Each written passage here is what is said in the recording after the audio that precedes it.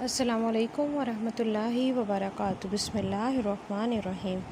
آج کا ہمارا موضوع ہے یتیموں کے حقوق۔ سب سے پہلے ہم دیکھیں گے قرآن کی روشنی میں اللہ رب العزت نے ہمیں کیا حکم دیا یتیموں کے بارے میں، یتیموں کے ساتھ حسن سلوک کے بارے میں، یتیموں کی اصلاح کرنا، یتیموں کے ساتھ اچھی بات کرنا، یتیموں پر مال خرچ کرنا اور یتیم پر سختی نہ کرنا۔ سب سے پہلے ہم دیکھتے ہیں سورہ نساء کی آیت نمبر 36 پر ہے، اور اللہ تعالیٰ کی عبادت کرو، اس کے ساتھ کسی کو شریک نہ ٹھہراؤ، اور والدین کے ساتھ احسان کرو اور رشتہ داروں اور یتیموں کے ساتھ۔ اللہ رب العزت قرآن پاک میں کہتے ہیں اللہ کی عبادت کرو، اس کے ساتھ کسی کو شریک نہ ٹھہراؤ، یعنی کہ اللہ تعالیٰ نے پہلے کہا کہ تم میری عبادت کرو، اس کے بعد زمین پر کہا والدین کے ساتھ حسن سلوک کرو، رشتہ داروں کے ساتھ کرو، اور رشتہ داروں کے ساتھ اللہ تعالیٰ نے یتیموں کا نام دیا کہ یتیموں کے ساتھ حسن سلوک کرو، کہ ان یتیموں کا حق ادا کرو، اپنے جہاں تم سے فرض ادا ہوتے ہیں تم وہ ادا کرو۔ اب دیکھتے ہیں یتیموں کی اصلاح کرنا بھلائی کا کام ہے۔ سورہ البقرہ کی آیت نمبر 220 پر ہے، اور وہ آپ سے یتیموں کے بارے میں سوال کرتے ہیں، آپ کہہ دو کہ ان کے لیے کچھ نہ کچھ سنوارتے رہنا بھلائی کا کام ہے، اور اگر تم انہیں ساتھ میں لا لو تو وہ تمہارے بھائی ہیں، اور اللہ تعالیٰ بگاڑنے والے کو سنوارنے والے سے خوب جانتا ہے، اور اگر اللہ تعالیٰ چاہتا تو تمہیں ضرور مشقت میں ڈال دیتا، یقیناً اللہ تعالیٰ سب پر غالب کمال حکمت والا ہے۔ اللہ رب العزت نے قرآن پاک میں بتایا کہ کچھ نہ کچھ سنوارتے رہنا بھلائی کا کام ہے، ان کے لیے ہر وقت کسی نہ کسی کام میں لگے رہنا۔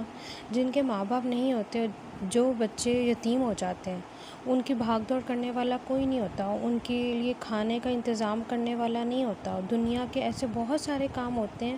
جو ماں باپ کے تھرو ہوتے ہیں، جن کے باپ نہیں ہوتے ان کے سر پہ باہر کے کام کرنا، ان کے لیے کمانا، ان کے لیے رزق کا سبب بنانا، ان کے لیے کوئی وسیلہ بنانا، یہ صرف ایک مرد کا کام ہوتا ہے کہ وہ باہر نکلتے اپنے بچوں کے لیے کماتا ہے، ان کو گھر میں کھانے پینا فراہم کرتا ہے، کپڑے فراہم کرتا ہے، خوشیوں کے لیے، غم کے لیے، ہر وہ چیز فراہم کرتے ہیں جو اس کی اولاد کی ضروریات ہوتی ہیں۔ جب اس کے ماں یا کوئی باپ اس کی زندگی سے چلے جاتے ہیں، جب وہ یتیم ہو جاتا ہے، وہ ان سب چیزوں سے محروم ہو جاتا ہے۔ اللہ رب العزت نے کہا تم اس کے لیے بھلائی میں لگے رہو، یعنی کہ ان کی محرومیوں کو دور کرنے میں پوری انتھک کوشش کرو، جو تم سے ہو سکتا ہے تم وہ کرو۔ پھر آگے اللہ رب العزت کہتے ہیں اگر تم انہیں ساتھ میں لا لو، یعنی کہ اللہ تعالیٰ نے یہ بھی کہہ دیا کہ تم ان کو اپنے ہر معاملے میں اپنے ساتھ رکھو، کھاؤ تو انہیں کھلاؤ، پلاؤ تو انہیں پلاؤ، پہنو تو انہیں پہناؤ، یعنی کہ ان کا اس طرح خیال رکھو۔ آگے کہتے ہیں اللہ کہ وہ تمہارے بھائی ہیں، جیسے تم اپنے بھائی کا خیال رکھتے ہو اسی طرح تم یتیموں کا ویسے ہی خیال رکھو جیسے تم اپنے بھائیوں کا خیال رکھتے ہو، یعنی کہ اس کو اپنا بھائی بنا لو۔ اگر کسی کے ماں باپ نہیں ہیں تو اس کے ساتھ حسن سلوک یہی ہے، اس کی ضروریات کا خیال رکھنا، اگر وہ اتنا ہے تو اسے کمانے کے لیے، اگر وہ یعنی ابھی وہ چھوٹا ہے یا وہ بڑا ہے، اس کی پڑھائی کا، اس کے بہت سے اخراجات ہوتے ہیں، اگر آپ خود نہیں کر سکتے تو اس کے لیے ایسے سبب بنا دو کہ اس کی مشکلات، اس کی زندگی میں آنے والی ضروریات، جو اس وقت اس کی ضروریات ہیں یا آنے والی کوئی بھی مسئلے مسائل ہیں، اس کے لیے حل کرنا اور اس کو سنوار دینا۔ اللہ رب العزت نے کہا اس کے بھلائی کے کاموں میں لگے رہو، یہی تو بھلائی کے کام ہیں۔ اگر تم انہیں ساتھ ملا لو گے تو وہ تمہارے بھائی ہیں، اور اللہ تعالیٰ بگاڑنے والے کو سنوارنے والے سے خوب جانتا ہے۔ اللہ تعالیٰ دلوں کے حال جانتا ہے، کون کیا کر رہا ہے۔ اگر وہ بگاڑ رہا ہے نا، اگر اس کے سامنے کوئی یتیم ہے اور وہ اس کو اگنور کر رہا ہے،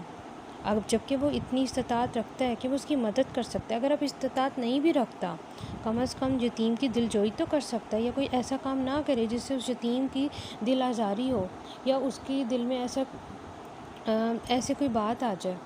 یعنی کہ کبھی کبھی ایسے ہوتا ہے، ہمارے نیبرز میں بھی ایسے ہوتا ہے، ہمارے خاندان میں ایسے لوگ ہوتے ہیں جو یتیم ہوتے ہیں، اور ہمارے پاس اتنی استطاعت ہوتی ہے، ہم ان کے سامنے اپنے ماں باپ کے ساتھ کھیل رہے ہیں، کود رہے ہیں، شاپنگ کر رہے ہیں، کھانے کھا رہے ہیں،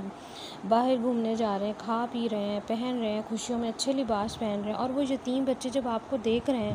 بے شک آپ نے ان کو کچھ نہیں کہا، لیکن آپ نے اپنے عمل سے بہت کچھ ان کو کہہ دیا جو ان کی دل آزاری کا سبب بنتے ہیں۔ تو اللہ تعالیٰ نے یہی کہا بگاڑنے والے کو سنوارنے والے اسے خوب جانتا ہے۔ اگر آپ اتنی استطاعت نہیں رکھتے تو کم از کم ان کے سامنے ایسے کام بھی نہ کریں کہ ان سے ان کی دل آزاری ہو، جہاں پہ ان کو اپنی محرومی کا احساس ہو۔ ایسا کوئی کام کرنے سے ہمیں پرہیز کرنا ہے کہ جہاں سے وہ اپنی محرومیوں کو یاد کریں اور ان کی دل آزاری ہو۔ اور اللہ تعالیٰ چاہتا ہے کہ تمہیں ضرور مشقت میں ڈال دیتا ہے۔ اگر اللہ تعالیٰ چاہتا تو تمہیں ضرور مشقت میں ڈال دیتا۔ اللہ تعالیٰ نے پہلے کہا وہ تمہارے بھائی ہیں۔ اللہ تعالیٰ نے یہاں پہ آسانیاں پیدا کی ہیں، تم اپنے ان کو بھائی بنا لو، ان کے لیے آسانی پیدا کرو۔ لیکن اللہ تعالیٰ نے کہا، اللہ تعالیٰ نے کوئی ایسا سخت حکم نہیں دیا کہ اللہ تعالیٰ کہیں تم مشقت میں نہ پڑ جاؤ، تم مشکل میں نہ آ جاؤ، تم پہ سختی نہ آ جائے۔ تو اللہ تعالیٰ سب پر غالب ہے، کمال حکمت والا۔ اس میں بھی اللہ تعالیٰ کی حکمت ہے۔ اللہ تعالیٰ نے صرف اتنی آسانی کر دی کہ تم ان کے کام آسانی پیدا کر دو، ان کے ساتھ بھلائی کرو، ان کے ساتھ حسن سلوک کرو، ان کے ساتھ ایسا حسن سلوک کرو کہ جیسے وہ تمہارے بھائی ہیں۔ اب ہم دیکھتے ہیں نیکسٹ سورہ البقرہ کی آیت نمبر 83 پر ہے، اور جب ہم نے بنی اسرائیل سے پختہ عہد لیا کہ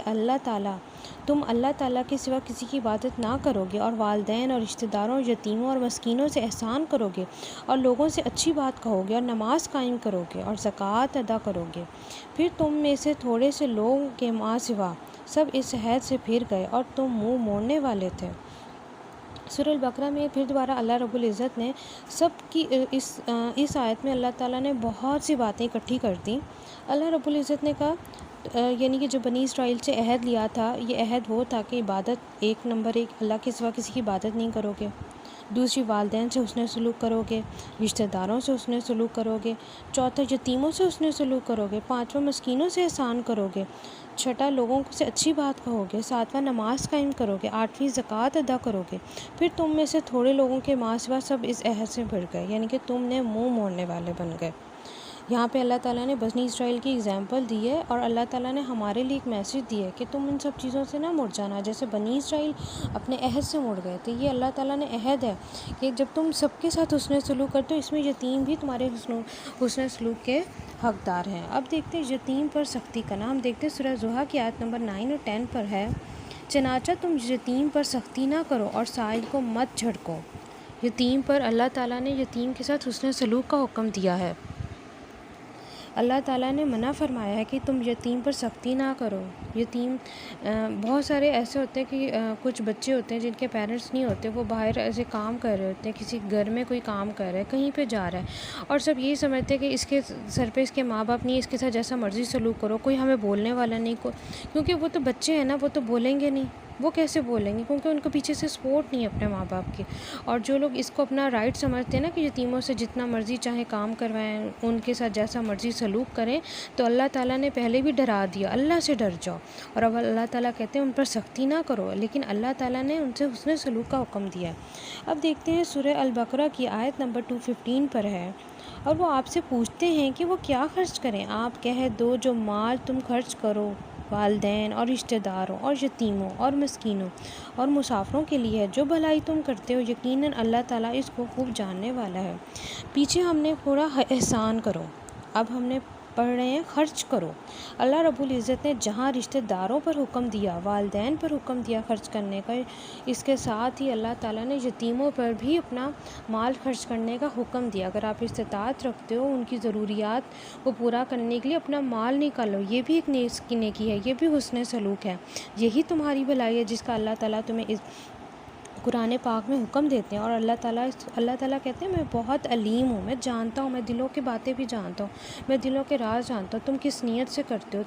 تمہارے پاس مال ہے، پھر تم کس پہ خرچ کرنا چاہتے ہو اور کس پہ خرچ نہیں کرنا چاہتے۔ اب دیکھتے ہیں سورہ نساء کی آیت، یعنی کہ آپ دیکھیں اللہ تعالیٰ نے قرآن پاک میں بہت جگہ پہ جہاں والدین کا ذکر کیا، یتیموں کا ذکر کیا، جہاں والدین کا ذکر کیا، رشتہ داروں کا ذکر کیا، ساتھ ہی اللہ تعالیٰ رشتہ داروں کے بعد ہی تیسری جگہ پر آتا ہے یتیموں کے ساتھ ساتھ رشتہ داروں کے ساتھ ساتھ اللہ تعالیٰ نے یتیموں کا بھی حکم دے دیا۔ اب اللہ رب العزت فرماتے ہیں سورہ نساء کی آیت نمبر 2 ہے، اور یتیموں کو ان کے مال دو، یتیموں کو ان کے مال دے دو، اور ناپاک کو پاک سے نہ بدلو، اور ان کے مالوں کو اپنے مالوں کے ساتھ ملا کر نہ کھاؤ، یقین وہ ہمیشہ سے بہت ہی بڑا گناہ ہے۔ سم ٹائمز ایسے ہوتا ہے کہ جب بچوں کے پیرنٹس دنیا سے چلے جاتے ہیں، وہ بہت چھوٹے ہوتے ہیں، وہ اپنے ماں باپ کا مال یا ان کی وراثت یا وہ اپنی زندگی میں جو پیچھے چھوڑ جاتے ہیں تو رشتہ دار یہ سمجھ لیتے ہیں کہ یہ مال ان کا ہو گیا، یعنی کہ وہ بچوں کا حق کھا جاتے ہیں، ان کو اپنا مال سمجھتے ہیں۔ اگر ان یتیموں کو اپنے گھر میں رکھتے ہیں تو اسی مال میں سے استعمال بھی کرتے ہیں۔ اللہ تعالیٰ نے اس بات سے منع کیا، یتیموں کو ان کے مال دے دو، یعنی کہ کب دینے ہیں؟ جب وہ بالغ ہو جائیں گے، جب وہ بڑے ہو جائیں گے، اس سینس میں آ جائیں گے کہ وہ مال اپنے پاس رکھ کے اس کا صحیح یوٹیلائز کر سکتے ہیں، اپنی ایجوکیشن پر، اپنی پڑھائی پر، اپنے کھانے پینے پر، اپنے رزق کے لیے کما سکتے ہیں، تب ان کے مال ان کو دے دو۔ اور ان کے مالوں کو اپنے مالوں کے ساتھ ملا کر نہ کھاؤ، اپنے مالوں کو ہم ان کے مال کو اپنے مال کے ساتھ نہیں ملا کے کھا سکتے، اور یہ ہمیشہ سے بہت بڑا گناہ ہے۔ یتیموں کا مال ان کے حوالے کرتے ہوئے گواہ ٹھہرا لو۔ اس ٹاپک کے بارے میں ہم دیکھتے ہیں، سورہ نساء کی آیت نمبر 6 ہے، اور یتیموں کو جانچتے رہو یہاں تک کہ وہ نکاح کی عمر کو پہنچ جائیں، یعنی کہ جب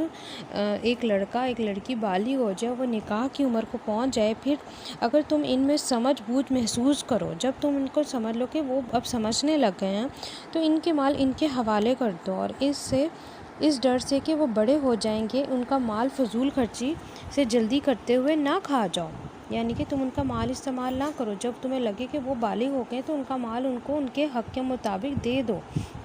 اور جو مالدار ہے تو لازم ہے کہ وہ بچے اور محتاج ہے تو لازم ہے کہ وہ معروف طریقے سے کھائے، چنانچہ جب تم ان کا مال ان کے حوالے کرنے لگو تو ان پر گواہ بناؤ، اور اللہ تعالیٰ ہی حساب لینے والا کافی ہے۔ جب وہ بالغ ہو جائیں، جب ان کو سمجھ بوجھ ہو جائے تو ان کا مال ان کو واپس کر دو، اور ساتھ میں اللہ رب العزت نے فرمایا گواہ بنا لو۔ ایسا نہ ہو کہ کل کوئی بھی مکر سکتا ہے، کوئی بعد میں دوبارہ جو ہے نا وصول کرنے کے لیے مطالبہ کر سکتا ہے، خاندان کا بندہ یا کوئی بھی پرسن، تو بہترین حل یہ ہے کہ گواہ بنا لیے جائیں، کتنے بھی گواہ ہوں گے، خاندان کے بندے گواہ بن جائیں کہ اس نے یتیموں کا مال ان کو واپس کر دیا، تو کوئی گواہی ہوگی تو وہ بہت اچھا ہو جائے گا۔ اب دیکھتے ہیں یتیم کا مال باطل طریقے سے کھانے والوں کا انجام جہنم میں داخلہ، یہ بہت بڑی بات ہے۔ اللہ رب العزت سورہ نساء کی آیت نمبر 10 پہ ہے، بلا شبہ وہ لوگ جو یتیموں کے مال ظلم سے کھاتے ہیں اور اپنے پیٹوں میں آگ کے سوا کچھ نہیں کھاتے، اور جلد ہی وہ دہکتی آگ میں داخل ہوں گے۔ جو یتیموں کا مال کھاتے ہیں نا، وہ اپنے پیٹوں میں آگ بھر رہے ہیں، اور اس کے سوا وہ کچھ نہیں کھاتے، یعنی کہ وہ مال جو اپنے اوپر خرچ کر رہے ہیں نا، سمجھ لو وہ آگ کھا رہے ہیں، اور جلد ہی وہ دہکتی آگ میں داخل ہو جائیں گے۔ اللہ رب العزت نے فرمایا جو یتیموں کا مال کھائے گا نا، وہ آگ میں داخل ہو جائے گا۔ یتیم کی کفالت کرنے والا، اللہ تعالیٰ نے اوپر ڈرایا بھی ہے قرآن پاک میں، اب یتیم کی کفالت کرنے والے کے لیے اللہ رب العزت نے خوشخبری بھی سنائی۔ یتیم کی کفالت کرنے والا جنت میں محمد صلی اللہ علیہ وآلہ وسلم کے ساتھ ہوگا۔ سیدنا سہل بن سعد رضی اللہ عنہ سے روایت ہے، رسول اللہ صلی اللہ علیہ وآلہ وسلم نے فرمایا، میں اور یتیم کی کفالت کرنے والا جنت میں یوں ہوں گے، اور آپ صلی اللہ علیہ وآلہ وسلم نے اپنی شہادت کی انگلی اور درمیانی انگلی کو باہم ملایا۔ یہ حدیث صحیح بخاری کی 5304 پہ اور 6005 پہ، یعنی کہ اللہ رب العزت آپ سے نے فرمایا کہ وہ جنت میں میرے ساتھ ہوگا، یعنی کہ وہ آپ صلی اللہ علیہ وسلم کے ساتھ ہوگا، جو دنیا میں یتیم کی کفالت کرتا ہے، یتیم کا خیال کرتا ہے، یتیم کا ساتھ حسن سلوک کرتا ہے۔ تو ہمیں اپنا جائزہ لینا چاہیے کہ ہمارے ارد گرد ایسے کون سے یتیم ہیں، اگر آپ اس کی مدد نہیں کر پا رہے تو اپنے کسی ایسے عمل سے اس کی دل آزاری بھی نہ کریں۔ اگر آپ اتنی استطاعت رکھتے ہیں تو آپ اس کی پوری کفالت کریں، اس کا خیال رکھیں، اس کے ضروریات کا خیال رکھیں، کیونکہ وہ اس وقت دنیا میں اکیلا ہے، اس کی سربراہی کرنے والا، اس کو اچھی بات بتانے والا، بری چیز سے روکنے والا، نیکی کا حکم دینے والا، جو کہ ماں باپ اپنی اولاد کی پرورش میں کتنا کچھ اپنے اولاد کے لیے کرتے ہیں، ان کے پاس وہ ہاتھ نہیں ہے، ان کے ہاتھ سے، ان کے سر سے وہ ہاتھ اٹھ چکا ہے، ان کے درد کو محسوس کرتے ہوئے، اللہ رب العزت کی خوشخبری کو یاد کرتے ہوئے، اور اس کی اللہ رب العزت کی جو اللہ رب العزت نے ڈرا دیا جہنم سے، اس کو یاد کرتے ہوئے یتیموں کی مدد کریں۔ اگر آپ نہیں کر سکتے، آپ اس کی استطاعت نہیں رکھتے، تو ان کے لیے کوئی وسیلہ بنا دیں، اپنے ارد ایسے استطاعت جن کے پاس ہے ان لوگوں سے مشورہ کریں، ان سے تعاون کریں، تاکہ وہ یتیموں تک ان کے لیے راستہ آسان کر دیں۔ تو ہم کسی نہ کسی، اگر ہم خود نہیں کر پا رہے، ہم کسی کو ذریعہ بنا دیں، یہ بھی آپ نے اس کی کفالت کر دی، آپ نے اس نیکی میں، اس اجر میں اپنا ہاتھ ڈال دیا۔ امید ہے آپ کو سب کچھ